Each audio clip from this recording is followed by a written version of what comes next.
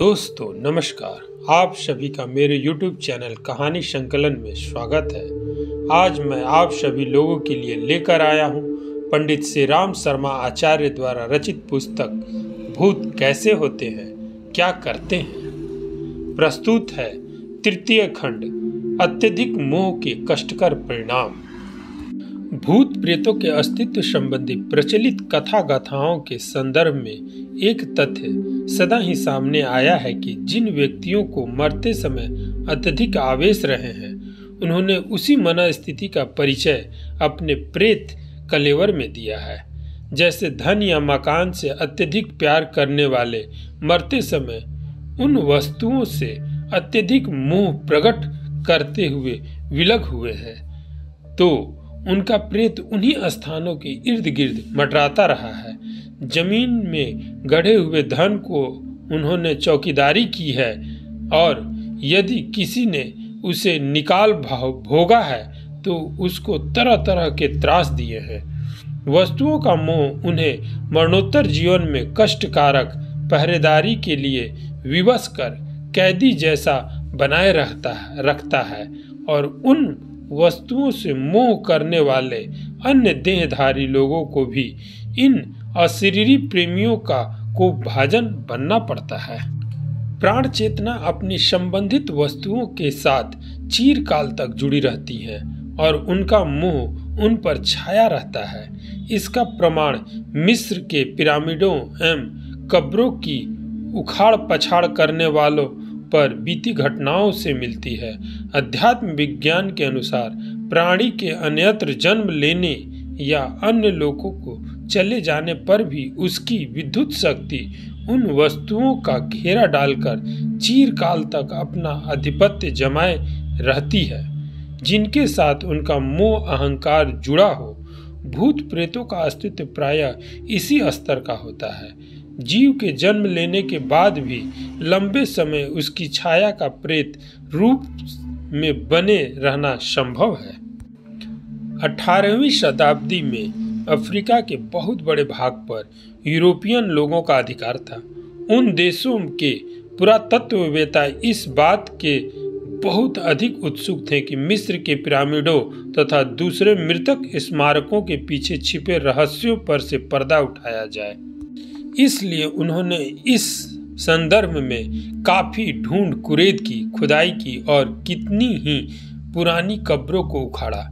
इस कार्य में शोधकर्ताओं का एक उत्साही दल डॉक्टर ब्रेस्टेड के नेतृत्व में काम कर रहा था। उनके सहायक Howard Carter, Arthur Weigall, Lord Carnarvon आदि कितनों ही मूर्धन्य पुरातत्ववेत्ता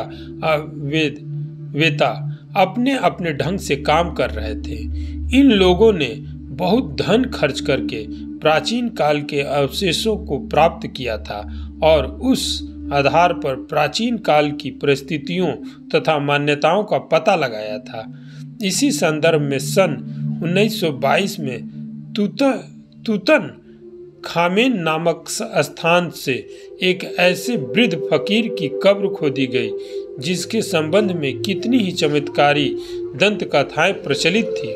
खुदाई का एक उद्देश्य उस क्षेत्र में फैले हुए अंधविश्वासों का निरस्त करना भी था। कब्र खोद ली गई और उसके अवशेष भी प्राप्त कर लिए गए। अब उनका रासायनिक विश्लेषण होना आरंभ हुआ। इस बीच एक से एक बढ़कर आश्चर्यजनक और भयानक घटनाएं घटित होना आरंभ हो गई। डॉक्टर ब्रेस्टेड अपनी प्रयोगशाला में अवशेषों, लकड़ी के टुकड़ों का विश्लेषण करने के लिए एक बर्तन में कुछ रासायनिक पदार्थों के साथ उबाल रहे थे कि इतना भयंकर विस्फोट हुआ कि प्रयोगशाला की छत उड़ गई और दीवारें हिल गई। इसी बीच एक काला सर्प शोधकर्ता कार्टर के घर पर जा धमका।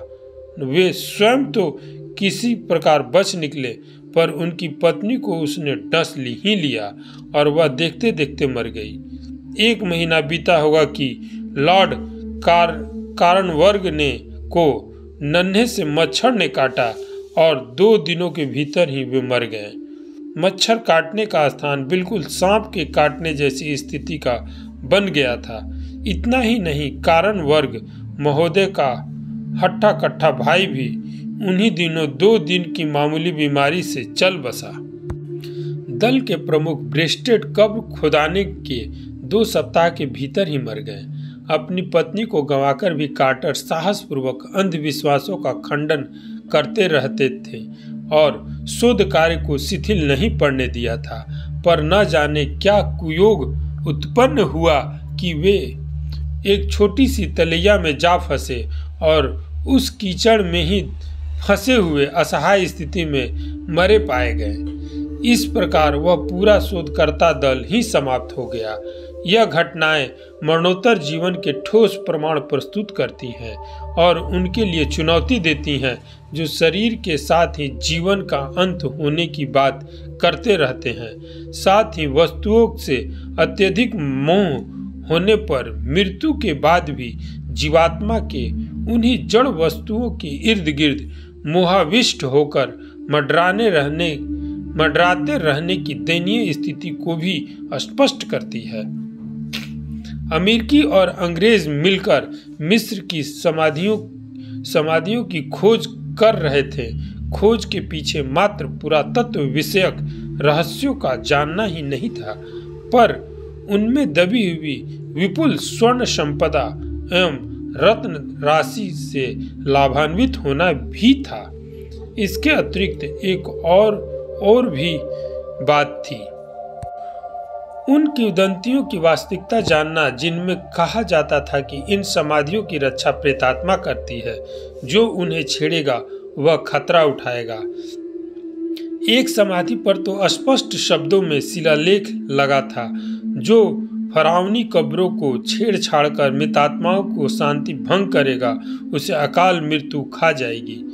कब्रों की खुदाई का काम सबसे पहले लॉर्ड कार्नवाल ने अपने हाथ में लिया था। उनका परिवार भी उस कार्य में दिलचस्पी ले रहा था और सहयोग दे रहा था।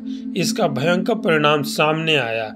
एक एक करके उस अभियान से संबंधित 22 व्यक्ति कुछ ही समय के अंदर काल के गाल में बड़े विचित्र घटनाक्रम के साथ चले गए।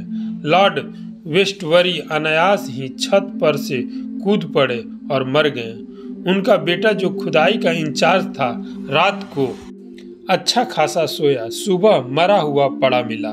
डॉक्टर आर्चीबाल्ड डगलस रीड एक मम्मी का एक्सरे कर रहे थे कि उनका हार्ट फेल हो गया।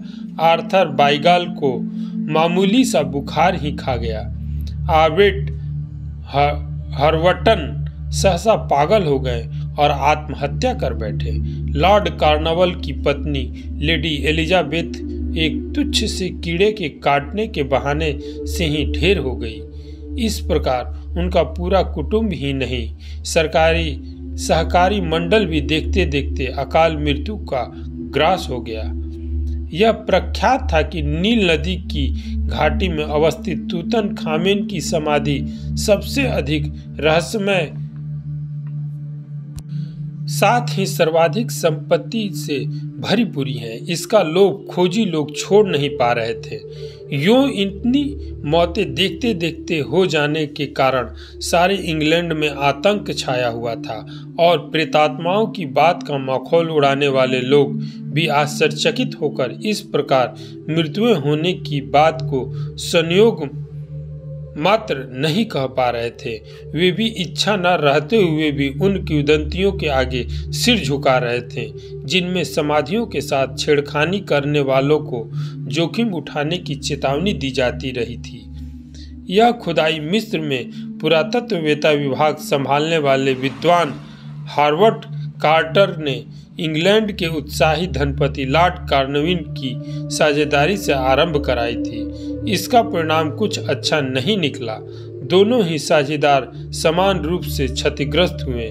कार्टर को भी जान माल की भारी क्षति उठानी पड़ी। शीर्षक है नगाड़े की चोट और पैसे की थाप। रॉयल सोसाइटी के फेलो जोसेफ ग्लेनविल इंग्लैंड के प्रामाणिक और सम्मानित नागरिक थे। उन्होंने अपने संस्मरणों में सन 1662 में घटित हुए एक प्रेत अस्तित्व की घटना का उल्लेख किया है। उनके कथनानुसार इंग्लैंड के विल्टशायर स्थान में नियुक्त एक न्यायाधीश की अदालत में आए एक विचित्र केस का वर्णन है। एक अर्ध विक्षिप्त सा व्यक्ति कहीं से पुराना नगाड़ा खरीद लाया। वह उसे सड़क पर खड़ा होकर विचित्र ढंग से बजाता, भीड़ इकट्ठी करता और पैसे बटोरता। पुलिस ने उसे रास्ता रोकने और अवांछनीय भीड़ जमा करने के अपराध में पकड़कर नगाड़े समेत अदालत में पेश किया। अदालत ने उसे चेतावनी देकर छोड़ दिया और नगाड़े को जब्त का हुक्म दिया। कुछ दिन बाद बेकार पड़े नगाड़े को पुलिस ने उस मजिस्ट्रेट के घर ही पहुंचा दिया। वहां उसे छत के एक कोने में पटक दिया गया। जिस दिन से नगाड़ा उनके घर में पहुंचा, उस दिन से वहां प्रेतों के उपद्रव शुरू हो गए। किवाड़े को खटखटाने की, छप्पर पर धमा चौकड़ी और आंगन में उछल कूद होने की घटनाएं निरंतर होने लगी। बहुत तलाश करने पर भी कोई दिखाई न पड़ता था, पर घटनाएं बराबर होती थी। स्वयं प्रयत्न करने और नौकरों पड़ोसियों की सहायता लेने के बाद भी जब उस उपद्रव का समाधान न निकल सका तो पुलिस की सहायता ली गई, पर वे लोग भी देखते, सुनते और समझते हुए भी कुछ न कर सके। जो दिखाई ही नहीं देता उसको रोका या पकड़ा कैसे जाए। एक दिन मजिस्ट्रेट ने देखा कि किसी मजबूत आदमी ने जोर का धक्का देकर किवाड़ खोल ली। चटकनी टूट गई और वह व्यक्ति ओवरकोट पहने हुए घर में भीतर घुसता चला गया और आंगन में होता हुआ जीने के रास्ते छत पर चढ़ गया। आश्चर्य यह था कि ओवरकोट तो आंखों से दिख रहा था, पर पहनने वाले के हाथ, पैर, चेहरा आदि सभी नदारद था। लगता था अकेला कोट ही यह सब हरकतें कर रहा था। इस घटना के बाद तो एक प्रकार से इन उपद्रवों को प्रेतात्मा की करतूत ही मान लिया गया। अब यह तलाश किया जाना था कि आखिर थोड़े ही दिनों में यह उपद्रव क्यों खड़े हुए, इससे पहले क्यों नहीं थे। घर में कुछ अजनबीपन तो नहीं हुआ।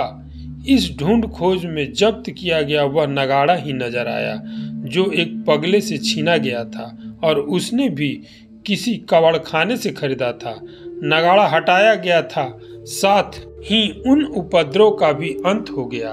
इतना ही नहीं, उस पगले का भी पता लगाया गया तो पता चला कि वह सदा से ही विक्षिप्त नहीं था। सस्ता माल देखकर कबाड़खाने से वह उस नगाड़े को खरीद लाया था। जिस दिन से उसे लाया वह पगला गया और शोर मचाने, भीड़ इकट्ठी करने की करतूत करने लगा। जिस दिन से नगाड़ा जब्त हुआ उस दिन से वह सामान्य स्वाभाविक स्थिति में पहुंच गया। जिस दिन नगाड़ा हटाया गया उस दिन से मोक्सन के घर में शांति आ गई। समझा गया कि उस नगाड़े के असली मालिक की प्रेतात्मा अपनी प्रिय वस्तु के साथ चिपकी रहती है और वह वस्तु जहाँ कहीं भी पहुँची है वहीं उस आत्मा ने भी प्रवेश पदार्पण किया है। 17वीं शताब्दी के पादरी जेनरेसी टेलर ने अपनी एक स्मरणीय पुस्तक में एक प्रेतात्मा का आंखों देखा विवरण लिखा है। जब पादरी घोड़े पर सवार होकर वेटफास्ट से डिल्सगैरो जा रहा था तो कोई अजनबी व्यक्ति सहसा उसके पीछे घोड़े की पीठ पर सवार हो गया। चकित पादरी ने उसका परिचय एवं उद्देश्य पूछा तो उसने अपना नाम हैडक जेम्स बताया और कहा, आप मेरी विधवा पत्नी तक यह संदेश पहुंचा दे कि उसका नया पति जल्दी ही उसके साथ धोखा करने वाला है, वह बचे। पादरी ने बताते हुए नाम पते पर वह संदेश पहुंचा दिया, पर स्त्री ने उस बात पर न तो ध्यान दिया और न विश्वास किया। कुछ दिनों बाद उस स्त्री का खून हो गया। हत्या का मुकदमा कैरिकफोरेंस की अदालत में चला। पुलिस को संदेह था कि यह हत्या उसके नए पति ने पत्नी की संपत्ति हड़पने के लिए की है। इस संदर्भ में पादरी जेरेंसी टेलर ने भी अपने प्रेत वार्ता का साक्ष्य प्रस्तुत किया।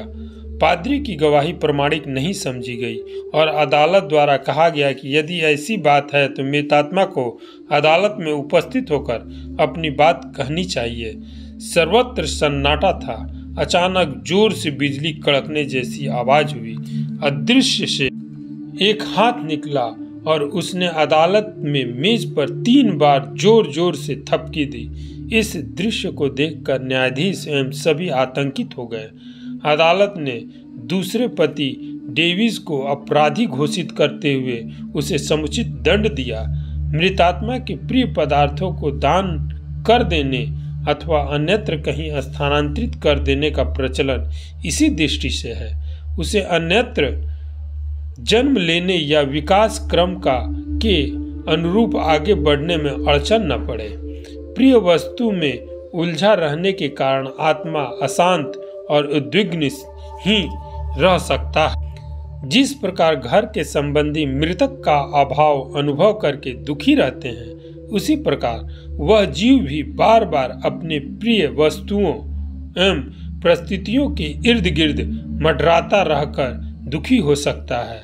वही डेरा डालकर बैठा रह सकता है और उस उपस्थिति से घर परिवार के लोगों को असुविधा अनुभव हो सकती है। इसलिए अच्छा यही समझा गया कि उन वस्तुओं को अन्यत्र स्थानांतरित कर दिया जाए। दान में देकर आत्मा को यह विश्वास दिला दिया जाए कि वे पदार्थ अब परिवार के आधिपत्य में नहीं रहे, वरन किसी धर्म सत्ता के अधिकार में चले जाने के कारण पराये हो गए। मृतक की वस्तुओं का दान करने का एक कारण यह भी है कि घर के लोग उन्हें देख देख कर शोक संतृप्त रहने की कठिनाई से बच जाएं और विस्मृति अपनाकर अपना मन जल्दी हल्का कर सके। जो हो, इतना निश्चित है कि शरीर के साथ आत्मा का अंत नहीं हो जाता। यदि आत्मा अधिक भावुक या मोहग्रस्त है तो उसे प्रेतात्माओं के रूप में संबंधित पदार्थों तथा व्यक्तियों से मोह बना रह सकता। यह मोह मृतात्मा की प्रगति और कुटुंबियों की सुविधा की दृष्टि से अवांछनीय है। इसलिए अंत्येष्टि संस्कार के साथ इस प्रकार के धर्मोपचार जोड़े गए हैं जिससे आत्मा का मोह एवं शोक शांत हो सके, उसे अन्यत्र जन्म लेने का अवसर मिल सके। आप सुन रहे थे पंडित श्री राम शर्मा आचार्य द्वारा रचित भूत कैसे होते हैं क्या करते हैं का 3य खंड, अत्यधिक मोह के कष्टकर परिणाम। जल्द ही मैं 4th खंड, आत्मा के अस्तित्व का प्रमाण भूत के साथ आप सभी के सामने उपस्थित होऊंगा। तब तक के लिए नमस्कार। यह कहानी आप सभी को अच्छी लगे तो इस चैनल को लाइक, शेयर और सब्सक्राइब जरूर करें।